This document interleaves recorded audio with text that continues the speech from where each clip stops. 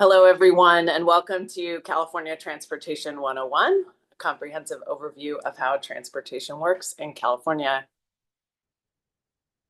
This work is sponsored by NRDC, so I'll start again by thanking NRDC for supporting this work and ensuring that we all have a better understanding of this very complicated landscape. I'm Jeanie Ward-Waller, your host for this series and the Director of Transportation Advocacy with Fearless Advocacy. And this is part 5 of the series. So I hope you've already watched parts 1 through 4. Please do go back and watch them if you haven't.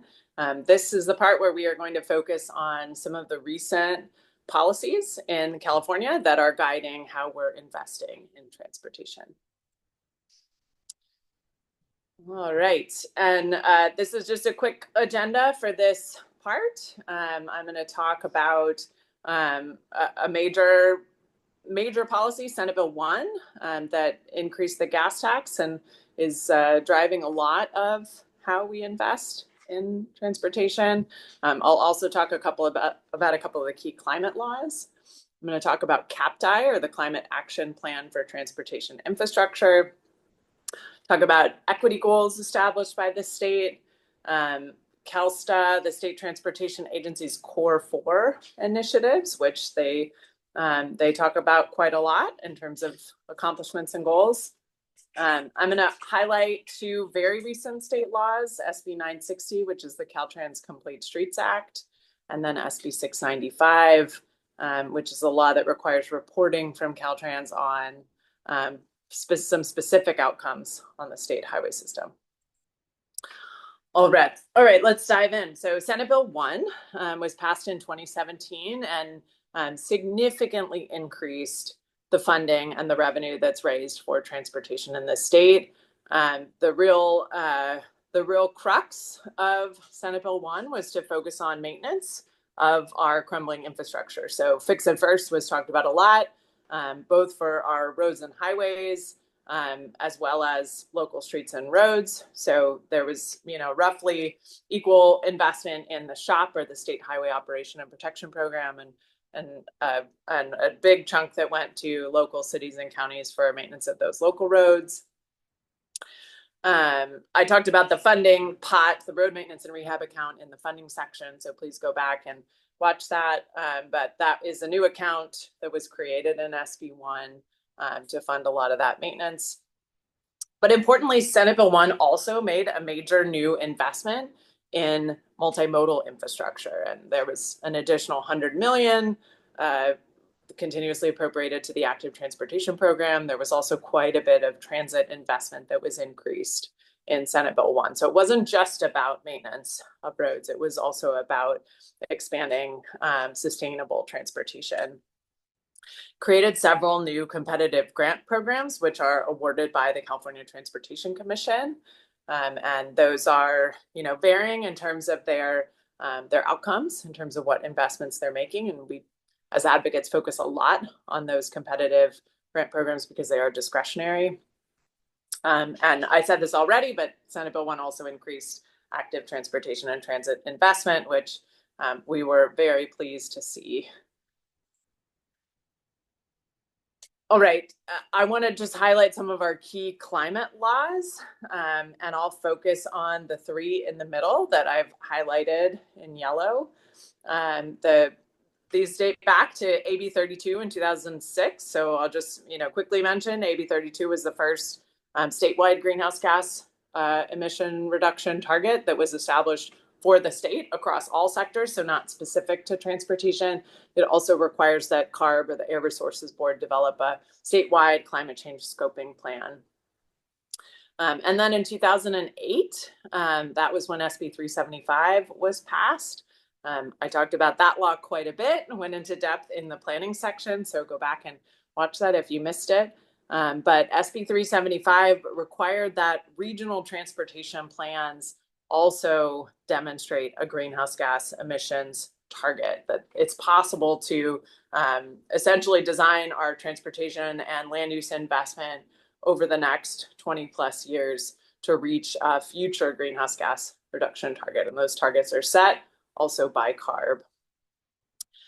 Importantly, this law isn't super well known, but SB 391 was adopted in the same year in 2008, and that applied to Caltrans. It applied through the California Transportation Plan and requires that the CTP also demonstrate greenhouse gas reductions.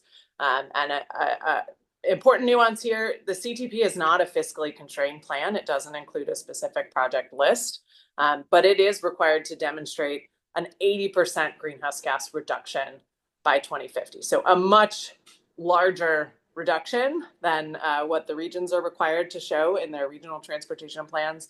And I really like to think about that as it's sort of showing what scale of effort is possible above and beyond what we already see and believe is achievable through the regional transportation plans. And there's a pretty big delta there because the regional plans are only required to reach a 19% reduction by 2035.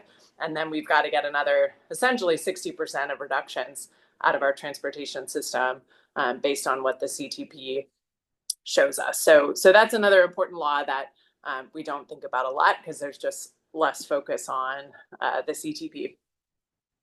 And then in 2013, another really important law was passed that applies very specifically to transportation, and that's SB 743.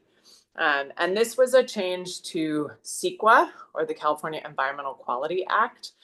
Prior to SB 743, CEQA required traffic analysis as a component of the environmental analysis that's required. But the metric that was used in the past, something called level of service, which really incentivized roads to be larger. It was a measure of basically how slow traffic is moving on a roadway, and the more congestion, the slower traffic was moving, like the lower grade that roadway would get. So it actually incentivized agencies to widen roads, make them faster, move traffic more quickly. And that actually was pretty inversely correlated with environmental impacts because, as we know, making roads bigger and wider and moving cars faster just incentivizes more people to drive. So we saw, a lot of negative effects from that, even though that was the metric that was used in this environmental process. So what SB 743 requires is now there's a new metric, VMT, or vehicle miles traveled, that is required to be used in CEQA. And then I just highlight a couple of other laws there at the end for our statewide targets and how they have, become more ambitious over time. That's not specific to transportation. That applies to our whole economy, to all sectors. But those are important to keep in mind as well. And on this slide, I'll just go into a little bit more depth about SB 743 because I think this law is a little more complicated to understand because it is it's part of our environmental analysis process, and VMT is a term that gets used a lot, but isn't well understood. So VMT, it very simply is just a measure of how much people are driving. One vehicle miles traveled means 1 mile driven in one car. So it doesn't matter how many people are in that car, it's just a measure of how much cars are moving, how much driving is created. And when it's applied to a transportation project, it's really a measure of, okay, if you make this change to the transportation system, how much more driving can we expect from that investment, that project?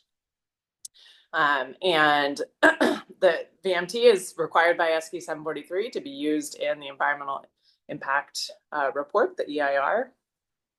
And Caltrans has adopted guidance. So since SB 743 was adopted in 2013, it took several years to update the regulations that govern CEQA and issue guidelines. Caltrans then developed its own guidance. So Caltrans has its own SB 743 guidance that's specifically applied to the state highway system.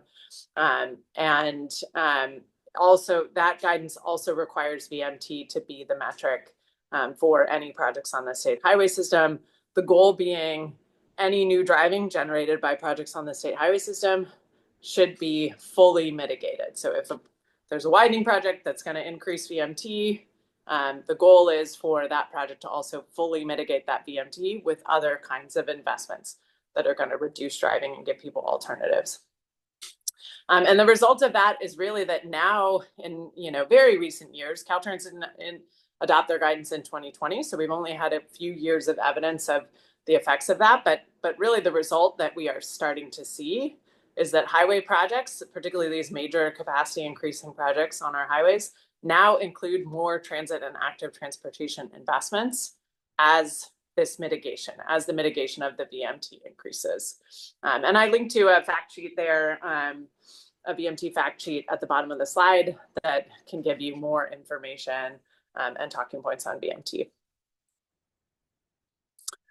Next, I want to talk about the Climate Action Plan for Transportation Infrastructure, CAPTI. This is a really important plan. It was based on 2 executive orders that Governor Newsom adopted in 2019 and 2020. And it really establishes principles for investment in transportation and in the current era. The goals were based and kind of the principles were based on CTP goals. So it kind of grew out of the most recent CTP. And it also outlines, CAPTI also outlines some specific actions for the state to take in terms of changing how we're investing in transportation infrastructure. Just have a little snapshot here of some of these principles for investment. You can see they're very aligned with our climate and equity goals and how we're going to invest in more sustainable transportation. Here, I want to just highlight the equity commitments that the state has made. And these go all the way back to 2017. So same year that SB1 was adopted, there was another bill that Climate Plan was very heavily engaged in called AB 179. And that required 2 seats on the California Transportation System, not Transportation Commission, CTC, to have expertise in disadvantaged communities. So this is really one of the first times we saw in any specific policy or law that equity was really uplifted in terms of our transportation policy. And then during the pandemic in 2020, with a lot of the racial equity unrest that was happening around the state, all 3 of our major transportation agencies adopted equity statements. So CalSTA, Caltrans, and CTC all adopted, essentially commitments to equity, racial equity in transportation and in terms of the actions that the agencies are taking. And I've linked to those here on the slide. And then finally, a couple of years after that, based on a lot of work from staff at those 3 agencies, they established an interagency equity advisory committee to advise all 3 agencies. And that committee exists today. And there's a number of community organizations and very committed advocates that sit on that equity advisory committee and advise the agencies. All right, next I just want to highlight CalSTA's Core 4 priorities, what they call the Core 4. You can see them on the slide. I won't read all the text on the slide, but CalSTA does talk about these 4 a lot as kind of guiding goals. They're well aligned with CAPTI, with the CTP, with kind of the direction of the state generally. But these are, principles, again, that CalSTA is really using for guiding our transportation agencies. All right, I'm very proud to highlight this one, SB 960. This is what we call the Caltrans Complete Streets Act. There were 3 separate attempts at passing a similar law to SB 960 before this one finally got passed in 2024. And really thanks to very dogged work by Senator Scott Wiener. And SB 960 specifically, requires Caltrans to do several things related to improving active transportation on the state highway. They're required to set targets in the Transportation Asset Management Plan and State Highway System Management Plan. A couple of those planning documents I talked about back in the planning section for investment in bike, walk, and transit facilities on the state highway system. And those documents are really important, as I said, in guiding the shop. So having targets for investment in these kinds of facilities and these multimodal facilities is really important to making sure that the districts get the right kind of trigger to build these facilities into their projects. And then maybe the most important section of SB 960 is the section that says Caltrans must include bike walk and transit priority facilities on SHOP projects where there is an identified need in a planning document. So basically takes the excuse away to miss an opportunity to not include a sidewalk or a bike lane or a bus lane or any kind of improvement that will improve conditions for biking, walking, and taking transit on the state highway anytime Caltrans is doing a major project like a repaving project or reconstruction of a bridge. Next, it requires that Caltrans adopt a transit policy for, again, guiding investment on the state highway system, and also develop design guidance for those transit facilities.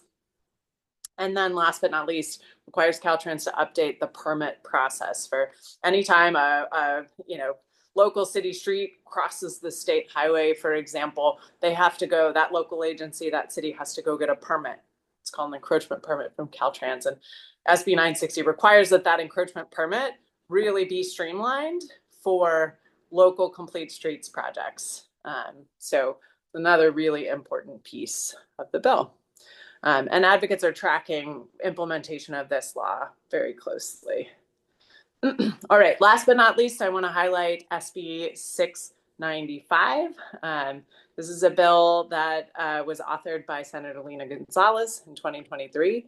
And this requires some really important reporting and transparency from Caltrans.